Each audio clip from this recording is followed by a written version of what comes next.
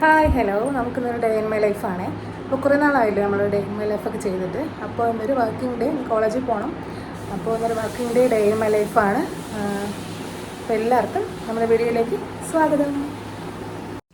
അങ്ങനെ എൻ്റെ ഒരു ദിവസം സ്റ്റാർട്ട് ചെയ്യുന്നത് രാവിലെ ഒരു 5 മണി 5:30 ആകുമ്പോഴത്തേനും ഞാൻ എഴുന്നേക്കും. അത് 5 മണിയാവും, ചില ദിവസങ്ങളിൽ 5:30 ആവും.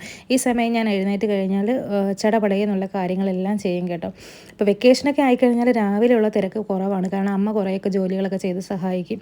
അല്ലെങ്കിൽ രാവിലെ വെക്കേഷൻ കോളേജും സ്കൂളും ഒക്കെ തുറക്കുന്ന സമയമാണെങ്കിൽ എന്ത് ചെയ്യും, രാവിലെ എല്ലാം മക്കൾക്ക് കൊണ്ടുപോകാനായിട്ട് എല്ലാം റെഡിയാക്കണം.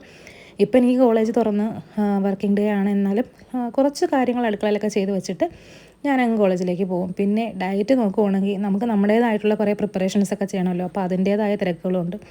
അപ്പോൾ സ്കൂട്ടിയിൽ പോകുന്നതുകൊണ്ട് ഒരു വലിയ ആശ്വാസം എന്ന് പറഞ്ഞാൽ ബസ് കാത്ത് നിന്ന് സമയം പോകണ്ട. ഇപ്പോൾ എൻ്റെ സമയം പോകുന്നത് എങ്ങനെയാണെന്ന് വെച്ചാൽ ഈ വണ്ടി പാർക്ക് ചെയ്യണം. കല്ലുവാതുക്കൽ കൊണ്ടുവച്ചിട്ടാണ് പോകുന്നത്. അപ്പോൾ ഞാൻ ചെല്ലുന്ന സമയമാകുമ്പോൾ അവിടെ ഒരുവിധം പാർക്കിംഗ് എല്ലാം ആവും. അങ്ങനെ പിന്നെ വണ്ടിയും വെച്ചിട്ട് നേരെ KSRTC ബസ്സിൽ കയറിയാണ് ഞാൻ ഡെയിലി പോകുന്നത്. കൊട്ടിയത്തിറങ്ങി പിന്നെ ഒരു ഓട്ടോ വിളിച്ചാലേ കോളേജിൽ പോകാൻ പറ്റൂ. ഓട്ടോയ്ക്ക് 60 രൂപയാകും കേട്ടോ. അപ്പോൾ എങ്ങനെയെങ്കിലും ഈ റോഡ് പണി ഒന്ന് കഴിയുവാണെങ്കിൽ എനിക്ക് സ്കൂട്ടി ആയിട്ട് ഇങ്ങ് വരാം, അല്ലാതെ എന്നെ വിടത്തില്ലെന്നാണ് പറയുന്നത്. അങ്ങനെ ഞാൻ ഓട്ടോയിൽ രാവിലെ 9 മണി ആകാറായപ്പോഴത്തേനും കോളേജിലെത്തി. പ്രശാന്തതയാണ് ഫുള്ള്. കാരണം പിള്ളേരൊക്കെ കുറവാണ്, എല്ലാവർക്കും ഒന്നും ക്ലാസ്സൊന്നും ഇല്ല, കുറച്ച് ബാച്ചിന് മാത്രമേ ഉള്ളൂ.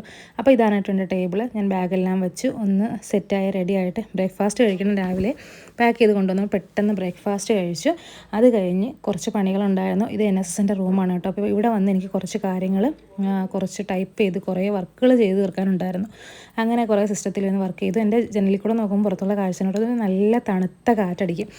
അങ്ങനെ ഇവിടെ ഇരിക്കുമ്പോൾ എനിക്ക് ഭയങ്കര ഇഷ്ടമുള്ളൊരു റൂമാണ്, ഒരു സ്പേസാണ് എൻ്റെ NSSൻ്റെ റൂമെന്ന് പറയുന്നത്. അപ്പോൾ അവിടെ നിന്ന് കുറച്ച് കാര്യങ്ങളൊക്കെ ടൈപ്പ് ചെയ്തു. പിന്നെ കുറച്ച് ക്ലാസ് എടുക്കാനുണ്ടായിരുന്നു. അതെല്ലാം കഴിഞ്ഞ് ലഞ്ച് കഴിക്കുകയാണ്. അപ്പോൾ ലഞ്ചിന് നിറയെ സാലഡും ചപ്പാത്തിയും കടലക്കറിയൊക്കെ ആയിരുന്നു.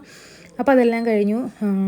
ഒരവറേ ക്ലാസ് ഉണ്ടായിരുന്നുള്ളൂ. അപ്പോൾ അതിന് ശേഷം എന്ത് ചെയ്തു, കുറേ കാര്യങ്ങൾ ഈ സിസ്റ്റത്തിൽ നോക്കിയിരുന്ന് ചെയ്ത് തന്നെ കണ്ണൊക്കെ ഇങ്ങ് കഴപ്പായി കേട്ടോ. നല്ല തലവേദന ഉണ്ടായിരുന്നു. അങ്ങനെ ഇന്നത്തെ ജോലികളെല്ലാം ഒതുക്കി ഒരു 4:30 ആയപ്പോഴത്തേനും ഞങ്ങൾ അവിടെ നിന്ന് കോളേജിൽ നിന്ന് ഇറങ്ങി കേട്ടോ.